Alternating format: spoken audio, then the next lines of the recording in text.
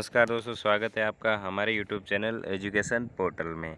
आज हम एक विशेष मुद्दे पे बात करेंगे क्योंकि नौकरी के लिए है, आसानी से नौकरी हम कैसे प्राप्त करें। क्योंकि आज के दौर में है, किसी भी फील्ड के में आप अप्लाई करो, किसी भी कंपटीशन की आपकी तैयारी करो, कहीं पर भी जाओ, लेकिन कंपटीशन है वो बहुत से हद तक है बढ़ गया है। क्योंकि जब पोस्ट कहीं पर भी देख लो आप, 100 पोस्ट की वैकेंसी निकलती है, वहाँ लाखों के तादाद में एप्लीकेशन पहुँचती है। सब अपनी अपनी प्रिपरेशन करके आते हैं, तो मेरिट है वो हाई जाती है और ज़रूरतमंद आदमी को नौकरी नहीं मिलती है। अगर आप भी एक कोई नौकरी की तैयारी कर रहे हो तो मैं आपको सजेस्ट करता हूँ कि अगर आपके पास क्वालिफ़िकेशन है तो आप ज़रूर ऑयल एंड गैस फील्ड के लिए ट्राई कीजिए। क्योंकि यहाँ पर आपको बहुत सारी अपॉर्चुनिटी भी मिलेगी, अपने इंडिया की नहीं तो आउट कंट्री की भी बहुत सारी अपॉर्चुनिटी मिलेगी और अच्छी क्वालिफ़िकेशन में अच्छी सैलरी आपको मिल जाएगी। यानी कम क्वालिफ़िकेशन होती उसको भी जॉब है वो मिल जाती है। जॉब मिलने के चांसेस है वो बहुत ज़्यादा रहता है, क्योंकि हर जगह अपॉर्चुनिटी रहती है ऑयल एंड गैस फील्ड में। ठीक है, तो मैं आपको सजेस्ट करता हूँ कि आप अगर ऑयल एंड गैस में करियर बनाते हो तो आप रिग के लिए ज़रूर अप्लाई करें। तो बात करते हैं रिग क्या होती है। ठीक है, रिग एक क्या होता है कि समंदर के अंदर एक प्लांट इंस्टॉल किया जाता है जो कि समंदर के अंदर से क्रूड एंड गैस से है वो निकालते हैं। जो समंदर के अंदर जो वेल करके उसके अंदर जो पानी के बाद में हमें क्रूड मिलता है और क्रूड के बाद में हमें गैस मिलता है। जो आप ये स्ट्रक्चर देख रहे हो ये रिग का स्ट्रक्चर है, जो कि एक समंदर के अंदर ही इंस्टॉल किया जाता है और यहीं पर जॉब करनी रहती है और अंदर भी अकोमोडेशन होता है। अच्छी फैसिलिटी है वो आपको यहाँ पे मिलती है और अच्छी सैलरी के साथ आपको फैसिलिटी मिलती है।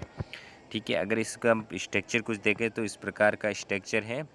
तो एसपी लिखा हुआ है, वो एक स्पेयर प्लेटफॉर्म है, फ्लटिंग प्रोटेक्शन सिस्टम है। तो आप ये जब ड्यूटी पे जाओगे तो आपको सब कुछ समझने को मिलेगा कि क्रूड कैसे निकलता है, गैस कैसे निकलती है, इसको कैसे है वो प्रोसेस में लाते हैं और कैसे रिफाइनरी पे बेचते हैं और कैसे यूज़ इसका फ्यूल के रूप में होता है।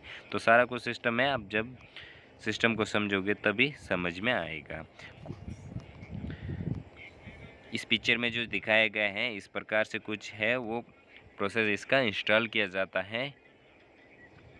यहीं पर आपको ड्यूटी करनी रहती है और यहीं पे आपका अकोमोडेशन रहता है। इसके बाद हम बात करें कि इसमें प्लेसमेंट कैसे मिलती है। तो प्लेसमेंट का भी तरीका बताएंगे, उससे पहले बात कर लें कि इसके अप्लाई करने के लिए एजुकेशन क्या होनी चाहिए। तो मैं बता दूं कि इसमें 12th तो होनी चाहिए, क्योंकि अगर आपको पता है कि आप इंडस्ट्री में करियर बनाना चाहते हैं तो आपकी 12th है वो PCM से होता है, तो आपके पास एक प्लस पॉइंट रहता है। क्योंकि टेक्निकल एजुकेशन के लिए फिजिक्स, केमिस्ट्री एंड मैथमेटिक्स होना अनिवार्य है। उसके बाद में हम आगे डिप्लोमा की बात करें तो अगर आपके पास ITI है, किसी भी ट्रेड में हो, चाहे इलेक्ट्रिशियन में हो, चाहे फिटर में हो, चाहे डीजल मैकेनिकल में हो, किसी भी ट्रेड में हो, हर ट्रेड के है वहाँ पे अपॉर्चुनिटी आपको रहती है। अगर ITI के बाद में हम पॉलिटेक्निकल की बात करें तो भी अच्छी बात है, BTech की बात करें तो उससे भी अच्छी बात है, आप MBA भी करके जा सकते हैं, आप BSc भी करके जा सकते हैं। तो सारी चीज़ की है वो अपॉर्चुनिटी आपको मिलती है। अच्छा, इसके बाद में हम अप्लाई कैसे करेंगे इसकी बात करें तो हाँ, जब भी आप पास आउट होते हैं तो आप एक CV बना लीजिए, रिज्यूम बना लीजिए, जहाँ पर भी आपको एडवर्टाइजमेंट दिखे आप CV को फॉरवर्ड कर दीजिए और आपको जैसे ही रिप्लाई मिलता है आपको इंटरव्यू के लिए बुलाएगा, आप इंटरव्यू फाइट करें और है देन आप ज्वाइनिंग पा सकते हैं। आगे बात करें कि भाई अगर हम समंदर में रहते हैं तो हमें छुट्टी का क्या है, कितने मिलेगी। अच्छा, लीव की बात करें तो एज़ पर रूल्स अलग अलग रिग का अलग अलग रूल्स होता है।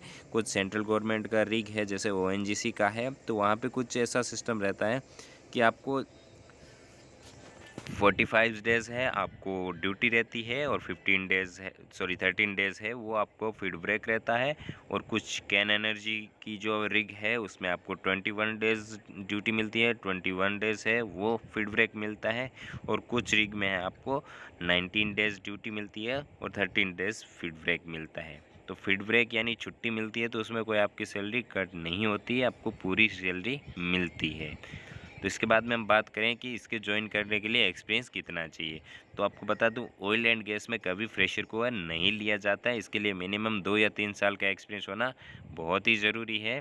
और ये एक्सपीरियंस आप कहाँ से बनाएंगे, तो मैं बता दूं कि आप जब भी कोई अप्लाई करो तो ऑयल एंड गैस फील्ड में थे आप अप्लाई नहीं कर पाओगे डायरेक्ट, तो आप अप्लाई कीजिए पावर प्लांट के लिए या फिर कोई बंदरगाह के लिए, जो आपको फ्रेशर में है आपको सिलेक्शन दे, वहाँ से आप मिनिमम 2 महीने का एक्सपीरियंस कलेक्ट कीजिए और बाद में है आप ऑयल एंड फील्ड के लिए एलिजिबल रहेंगे अप्लाई करने के लिए। आप देन आप इंटरव्यू फाइट कीजिए, उसके बाद में आपको सिलेक्शन मिलने का चांसेस रहते हैं।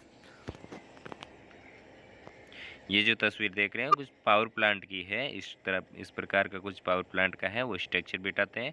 यहाँ पे कोयले से है वो बिजली बनने का प्रोसेस है वो रहता है।